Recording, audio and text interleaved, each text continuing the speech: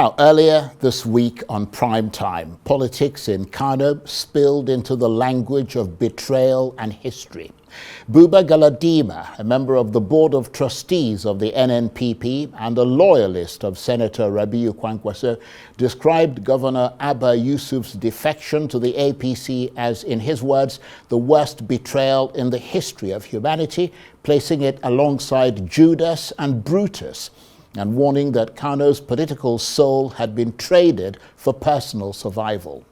But analysts say that behind the outrage is a bigger, colder calculation: 2027. Kano is the single most electorally strategic state in northern Nigeria, and the governor's move has redrawn the power map, weakening Dr. Kwankwaso's NNPP, strengthening the APC's northern firewall, and potentially reshaping the next presidential contest. Well, tonight, the Kano state government is firing back. But before they do, let's take a quick listen to some of what Buba Galadima had to say on this program a couple of days ago. Governor Yusuf moved from NNPP to another platform other than APC. I could have said he moved well. But in this case, it is only a matter of survival, not Kano people, not the peace in Kano. He wanted us to swallow. We can neither take any of the above. And I want to say with clarity that this betrayal is the third in the history of the whole world. One, by Judas against Jesus. First betrayal, Nabi Isa alayhi salam. The second was Brutus against the Caesars. Now the third one that ought to go to the World Guinness Book of Records is the one just announced by Governor Abba Kabir Yusuf of Kano. Buba Galadima speaking earlier this week on this program. Well, for the Kano State government's right of reply, I'm joined now in the studio by the Kano State Commissioner for Information and Internal Affairs, Ibrahim Waiya. Thank you very much indeed for coming in. Thank you very much, Mr. Charles. Now, Commissioner Waiya, you asked for a right of reply after Buba Galadima described Governor Abba Yusuf's defection as the worst betrayal in history. So let me start there. What exactly in his charge is false? The claim of betrayal itself, or the suggestion that this move was driven by 2027 survival in politics rather than by the interests of the Kano people? Thank you very much, Mr. Charles, for having me. Let me start first by, on behalf of all right-thinking Nigerians, condemn and actually express our disappointment over the statement that were actually the statement mentioned by Buba Galadima, because in the first place, all the statements were very much uncomplimentary in the first place. Did you expect them to be complimentary? No, they are very much uncomplimentary, in the saying that... I mean, I'd be astonished if you expected them to be. Because in the first place, we're talking about politics. Why should an example like Judas and Jesus be brought into? Because these are very sensitive areas. Well, that's the way it affected him. No, but there's a way you can express. There's a way you can express your feelings, your disappointment. So, having betrayed them, you want them to say nice things about you. Is that the point you're making? Not to say the name. There's other ways that you can choose. As somebody of high repute like him in the country, everything he says, everything he does should be something that could be emulated by the younger generation. And you expect the younger generation to emulate the politics you're playing in Kano It's State? not there's not any bad politics that we're playing in the first place. He really described, in fact, he misrepresented the whole thing.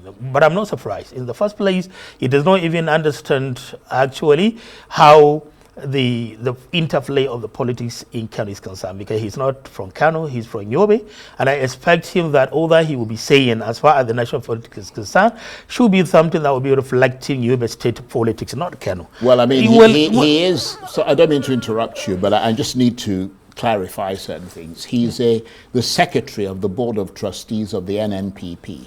The NNPP was the party from which your governor defected. Which party are you talking about? The NNPP is, if you like, headquartered in Kano. So which party are you talking about? He's an intrinsic part of the NNPP. Okay, let's for clarity's sake, let's try to understand which of the NNPP are you talking about. Is it the function of Dr. Rabi Musa Konkoso you're talking about, or the function of Mr. Boniface that you're talking about? This is the two situations that we have got in hand. We have two parallel leadership as far as NNPP leadership is concerned, and as far as the judgment of the court is concerned, the court only recognizes the leadership, the functional leadership laid by Mr. Boniface of the NNPP, not that of the Konkosia, not that of Dr. Rabi Musa Konkoso. So as far as the law is concerned now, as far as in the eyes of the law or in the eyes of the court, that NNPP he was talking about is non-existent. And that is the same kind of platform they had expected us to continue to clinch on or to align ourselves with, which is very much unfortunate because it does not exist. It's non-existent. It's non-existent. If you could remember, about 30 weeks ago, the court nullified the convention that we conducted here in Abuja in the name of that function of the NNPP laid by our leader, Dr. Rabi Musa Konkoso, describing it as void and also does not stand. So in the eyes of the law, there's no NNPP. Yeah, but that does not justify, does it, your defection? No. I mean, if you're aligning yourself with let's assume there is another faction. If you're aligning yourself with that other faction, that's still an NNPP. That is an NNPP. Yeah. But why But defect? the issue of joining a party is a matter of choice. It's a matter of choice. Platform or political parties are just only simple platforms where you can write on just only because it is one of the conditions as far as the Nigerian Constitution is concerned, I think that if you want to get to power, you will have to write on the platform of a political party. Well, that Buba Galadima says Governor Abba Yusuf betrayed the mandate that brought him to power. Are you here to deny that betrayal occurred or to justify it as a necessary political survival decision for 2027? It's not just only political survival. It's not just only a necessity for political survival. This is a matter of choice, like I said first. One. Two, anything to do with political decision is a right that lies with the people. People are the ones that determine what happens in politics. We see leaders and we thought that they are the leaders. No, they are not the leaders. They are rather considered to be the servant. Those that actually participate as electorate in the electoral process, they are the actual masters and they are the actual stakeholders because they are the one to be served. They only give or lend just only their own power for you to exercise on their own behalf. In the first place, the betrayal he's talking about, Dr. Rabi Musa Konkoso, as our leader, we still respect him as a father and grandfather. He did something like that in 2013, precisely July 2013, where he defected from PDP as a whole government in his second tenure to APC at that time with the whole of the government, and he did not consult the people of Kano at that time. He did not consult anybody, but he decided just only to take the whole entire of the government machinery to APC simply because at that time he was actually aspiring to contest for presidency. This is exactly what happened. So how do we describe that? Should we describe it also as a betrayal of the people, or a betrayal of the system that he has jumped, not to classify that? I like to deal with the issue at the moment, and that is the issue of the defection of Governor Abba Yusuf. Now, let's be clear that Governor Yusuf rode into office on the back of the Kwankwasia movement and NNPP votes, not APC structures. That's right. So when he defects mid-term, strengthens the ruling party ahead of 2027 and aligns with Abdullahi Ganduje, his former political adversary. Why shouldn't Kano voters see this as exactly what Buba Galadima called it, a personal political calculation? It's not. Why? Because it is completely different from the normal thing that happens when you are defecting just only for your personal interests. Because we that are the members of the NNPP at that time, with all the people within the government, the appointed, the elected, and other stakeholders, the caucus, we were actually the people that launched the campaign, launched the advocacy, try to prevail on Dr. Rabi Musa Konkoso. At the same time, His Excellency Ali Abubakar Yusuf, that they should find a political solution for us. They should find a solution for us because we were in a dilemma that we were actually claiming to be having a party. Well, in real sense, we do not really have any party. We are non-existent. The party is non-existent. Remember, about 6 months ago, the party is said the NNPP suspended Dr. Ali Abubakar Yusuf as a governor. Just 3 weeks ago, they lifted the suspension. So we, the people that constituted the party, are the members of the party. We were the people from the 44 local government that launched this mass advocacy, and we held a meeting in each of the 44 local government, and we all had a consensus that the best way is for us to have this as a resolution and to also approach Dr. Rabi Musa Konkoso as the leader and approach also Alhaji Abubakar Yusuf as the governor, that they should please consider the fate of the members of the NNPP, that they should defect to other parties so that we can have a permanent solution to ourselves. Let me put it another way. Governor Yusuf was elected on the NNPP platform. That's right. Powered by Kwankwasiya structures and Rabiu Kwankwaso's political machinery. Is that a fact? Well, straightforward question. Is that a fact? We are not in any way disputing the fact that Dr. Rabi Musa Konkoso is a leader. So that is the one that actually facilitated. So let me then ask you the question. Very good. What exactly has changed since 2023 that suddenly makes the APC a better home? You're saying that it is governance failure in the NNPP, and they're saying it's political convenience for you. No, it's not all that then. When issues to do with all elections are nearing, is usually that you are trying to find or you are trying to actually search. No, it's not that. You are trying to search for your own future. Because you have a responsibility to safeguard the future of your people. We have members from the NPP. We have our followers. They believe in us. They have faith in us. And try to understand that Governor Abubakar Yusuf, he's the one driving now the chief, the political chief of Kano, being the governor. He is the first citizen of the state. And he is the one expected much from. A lot of all the citizens of Kano expect much from. Okay, let me then. He is the one actually in charge of the whole thing. Right. He has seen a lot of things within this period, and nobody really could understand the kind of difficulty. So let me ask you a question based on the point you just made. Did the governor seek, or does he intend to seek, a fresh mandate from Kano voters through consultations, referendums, or town halls? Or is the calculation that voters will simply have to accept a party switch that they didn't vote for? I think I already said this, that 44 local government held consultative meetings across the state, including all the government appointees, all the elected in the state, and other members, all members of the NNPP. I'm talking about the Kano voters. We are the ones that represent. We are the ones when you have elected officials like you who are simply looking for ways to extend your tenure. Somebody elected into the State Assembly, he is assumed to have the mandate of the people because he's representing his people.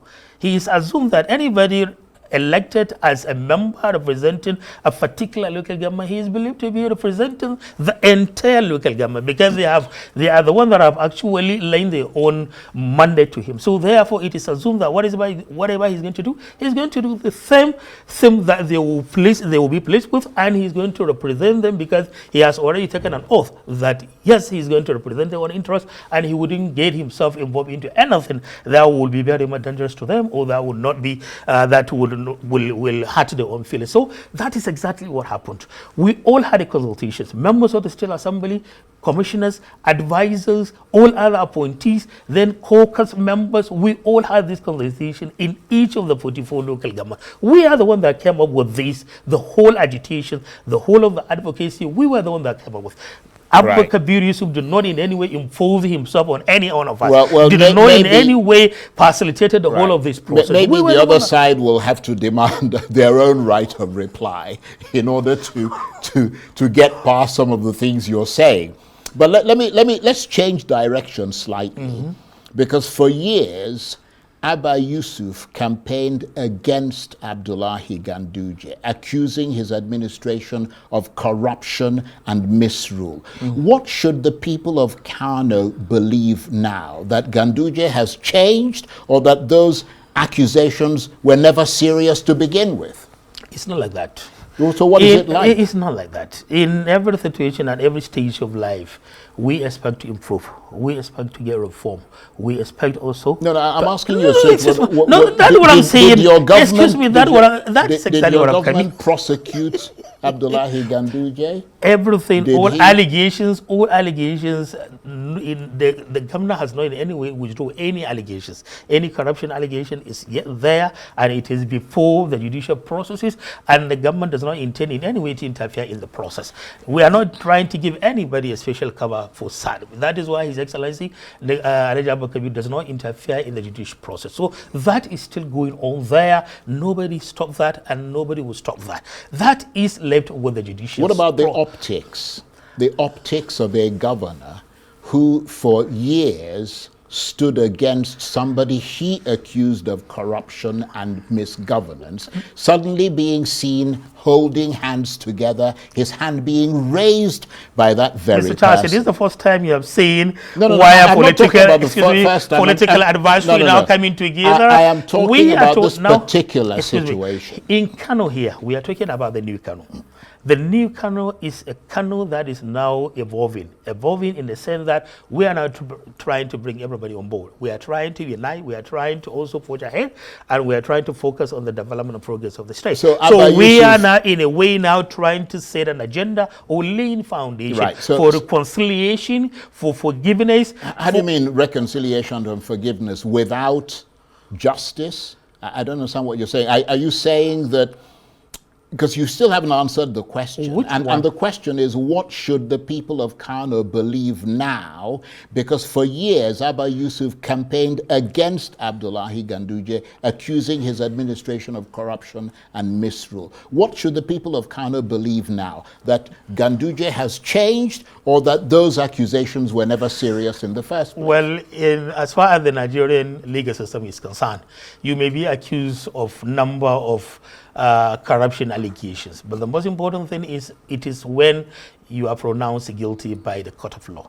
No any court of law has ever pronounced him to be guilty of such charges or such allegations. We have left that with the judicial process. We do not want to interfere, like I say, and the cases are still going on. And not only his own cases, there are cases of many number of people that have held number of positions in the country, and their own cases are still going on. So that is not actually... Let's move on from there. All right. What are the political calculations from the point of view of both Abba Yusuf and, by extension, yourself, who is his mouthpiece, and the APC? Because the impression that's being given is that this defection is attempting to hand the APC its most valuable northern asset ahead of 2027, and that's the Kano voter base, at a time when the ruling party is struggling with trust, with insecurity, and with economic pain in the northern part of Nigeria. Agreed with all that. These are all issues that are actually we've been struggling in the country with, and it's not just only the President Bola Ahmed Tinubu has probably the only concern, or he should be concerned about that. It should be all our collective, or we should have a collective concern as far as all these problems is concerned. And the issue of getting right or getting things right in the country is the responsibility of everybody. Even you that are here, you have also a role that you're going to play to ensure that our country progresses and to ensure that we take our own country to a promised land. This is a general responsibility of all citizens. What I'm saying here in this place, one thing that I should maybe clear the air on is A lot of people think that we just only decided to defect to FEC simply because of the ambition, of political ambition towards 2027. Well, some people are also suggesting that you might have defected because you were under pressure from the APC. Is that a fact? That is why I thought. Look at the way how His Excellency has been dragging the whole of the issue and has been dragging the whole of the process simply because he's somebody that listens to people. He's somebody that believes in listening because he's actually a democratic person who believes in the right of the people and who believes in listening to the people. And that is exactly what he has really provided us with. We are the people that consulted ourselves, and we are the one that mounted pressure on him that he must consider defecting to another more reliable political platform rather than the one that we are actually and deceiving the agreement ourselves. Was the APC? No, that is actually what happened. It's not just the choice of the APC. Many of the people who have been there in the government, they have taken account of almost everything that is happening in the country. And the most important thing that you really need to understand, you have to get yourself involved into something that is more realistic, something more formidable. We're because talking about any other party you're talking about in Nigeria, is it the party, other controversial parties that you want us to get talking involved? about something more sort of guaranteed, as you sort of suggested. Yes. Did the APC offer Governor Yusuf an automatic ticket in 2027? That is not or is he walking into the APC with its own power struggles and internal succession battles in Kano State? We don't decide things now. We wait until when the time comes for things to be decided. Well, there are reports that he was offered an automatic ticket. I don't know from that. Where is there any reliable source that you can tell me that this is where it comes from, or is there any? Well, you're a reliable source. I'm asking you. No, that's why I say I'm not aware of that. Right. As far as I'm concerned, we only defected in good faith to FEC, and there's no such anything between President Bola Ahmed Tinubu and Governor Abubakar Yusuf. We allow time to decide. And as far as all the leaders of the APC are concerned, at the time when they were actually witnessing the declaration of His Excellency and all of us, they were the people that made a statement themselves. Nobody forced them. They said, yes, Abubakar is now the leader, and many of them have now decided to drop their own ambition as far as the government is concerned. So, well, let me return to the original premise of this interview, and that was your right of reply to Buba Galadima. That's right. He used what some would see as extreme language in that interview. He said he talked about Judas's betrayal of Jesus Christ. He talked about Brutus's betrayal of the Caesars. In other words, betrayal of historic proportions. Even if you reject that rhetoric, which you clearly have rejected, can you honestly say that the governor owes nothing to the political structure that made him governor? But do you think that for all this while Governor Abubakar did not contribute to the development and progress of the political party itself, he has also given part of his contribution. Well, that says a lot about his own governance style, that the party, as you put it, has collapsed under his watch. Which one? He's not the leader. NNPP? He was not the leader, but rather Dr. Rabi Musa was the national leader. He was the national leader of the party. So what has he gotten to do with that then? So if the party collapses, and remember, the original party, the party that actually Buba Galadima alongside Dr. Rabi Musa Kunkothu that went and borrowed from one Mr. Boniface were actually the one that they decided to change. I like the way you refer to him as one Mr. One Mr. Boniface. No, he's real. He's the founder of the party. He's real and he's practical. He's somebody that is known, yes, by everybody. And these are the same person that actually gave us the party to contest on. And alongside Buba Galadima, the same person that is now accusing somebody of betraying. He was the same person that actually masterminded the process of changing the logo of the party, turning the party into their own party, creating functions different from the other original leadership of the party. So what will you describe this action? This is somebody that gave you a platform to write on, and later on he decided to change the whole thing simply because you think you want to have ownership of the whole thing so that you can be using the platform to your own satisfaction. Okay. That is actually the whole thing. So if you can call this a betrayal, then what would you describe this? That you're trying to snatch or take away what belongs to somebody, a whole political party across the country, you change its logo, you change everything, you change the secretariat. But you acquiesced to it when it happened, didn't you? No. Anyway, look, let's move on because we're almost out of time. Before you go, let me get your take on this.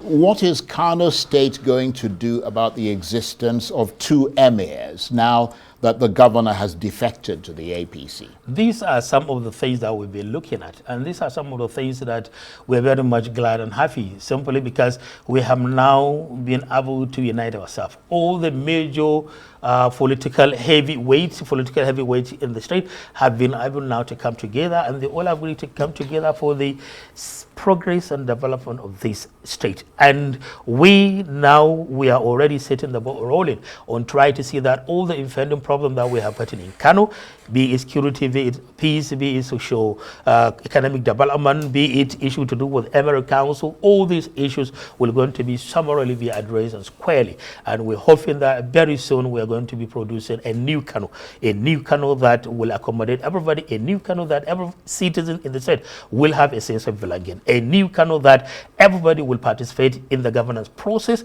a new Kano that everybody is going to be proud of. We want to make everything very, very transparent and very accountable, and our governor is a very easygoing somebody, is somebody who believes in the right of others, and is somebody who is very listening, and is somebody who has a dream of making Kano, transforming Kano into a new Dubai, or into Tokyo, into New York, into Mecca, Medina, and the rest of that. This is exactly what we are looking at. We are tired of all these impending problems, bottlenecks that we've been experiencing in Kano. And this man is the only person who has gotten to know what he has been passing through. And nobody is saying anything about that. And nobody has supported him. Nobody has supported him in this the whole process. The only thing is somebody is only concerned about his own stake. Just only concerned about what am I going to get? What is my stake? How am I going to get it? So this is actually the whole thing. So we are talking about collectivity. We are talking about generality of the people. This is exactly what we are talking about. And the last message that I will be sending to Buba Galadima, out of the magnanimous attitude of His Excellency, he appointed him as the chairman, Kano State Polytechnic, as the chairman board of Kano State Polytechnic. And since when he has been appointed, he has never in any way added a single value to that polytechnic, but rather he just only allowed himself just only to be parading himself as a national officer or national secretary of the NNPP. Well, you've been given an responsibility, and you refuse to do anything. And he is always trying to interfere with the kind of politics. Let him go to Yobe and prove his electoral value and also his own. Well, I'll be sure to pass that message on to him. Well, thank you very much indeed, and you've had your right of reply. Thank you very much. Ibrahim Waiya is the Kano State Commissioner for Information and Internal Affairs. Thank you very much. Thank you very much, Mr. Charles, for coming.